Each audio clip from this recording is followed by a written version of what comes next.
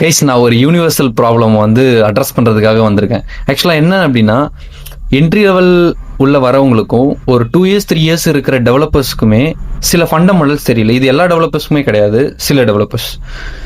Fundamentals ஸ்ட்ராங்காக இல்லாமல் உங்களால் அடுத்த நெக்ஸ்ட் 5 இயர்ஸ்க்கு நீங்கள் சீனியர் பொசிஷன் போகும்போது சர்வைவ் ஆக முடியாது.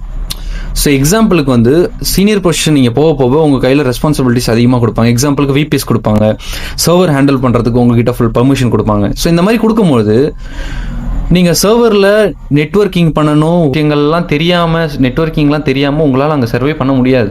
ஸோ நீங்கள் அந்த நேரத்தில் போய் படிச்சிங்க அப்படின்னா அது உங்களுக்கு புரியாது, அண்டர்ஸ்டாண்டிங் ஆகாது.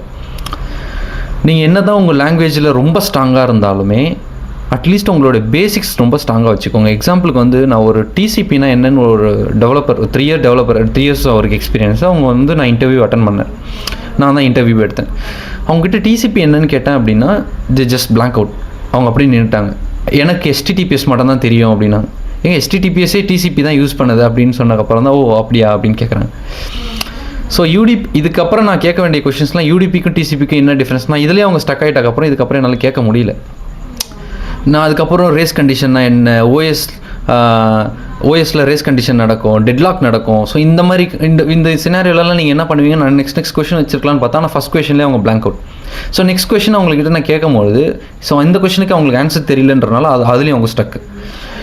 ஆனால் அவங்களுக்கு வந்து ஜாவாஸ்கிரிப்டில் கோட் பண்ண தெரியும், அவங்களுக்கு வந்து HTML CSS தெரியும், Node.js தெரியும், பேக்எண்ட் தெரியும், வாட் எவர் அவங்களுக்கு எல்லாம் என்ன பண்ணணுமோ அதெல்லாமே தெரியும்.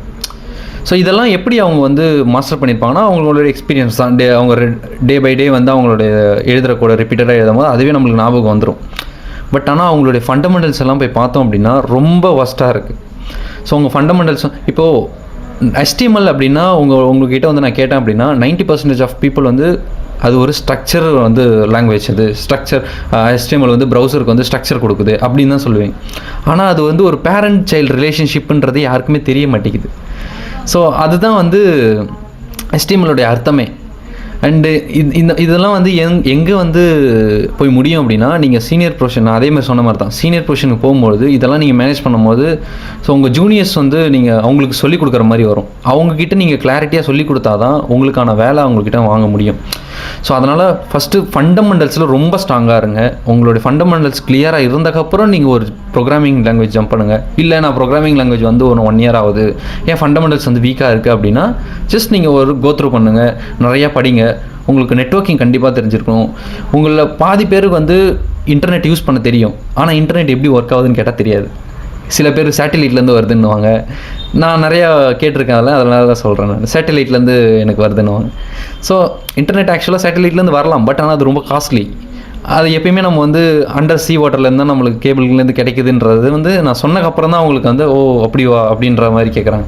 ஸோ டிசிபி பேக்கெட்ஸ் எப்படி இருக்கும், அந்த பேக்கெட்ஸ்லாம் எப்படி ஒன்று ஒன்றும் அரேஞ்ச் ஆகி திருப்பி ஓஎஸ் லேயர்லேருந்து திருப்பி அன்பேக் எப்படி ஆகும், இந்த மாதிரி நிறையா விஷயங்கள் இருக்குது, பேசிக்ஸ்.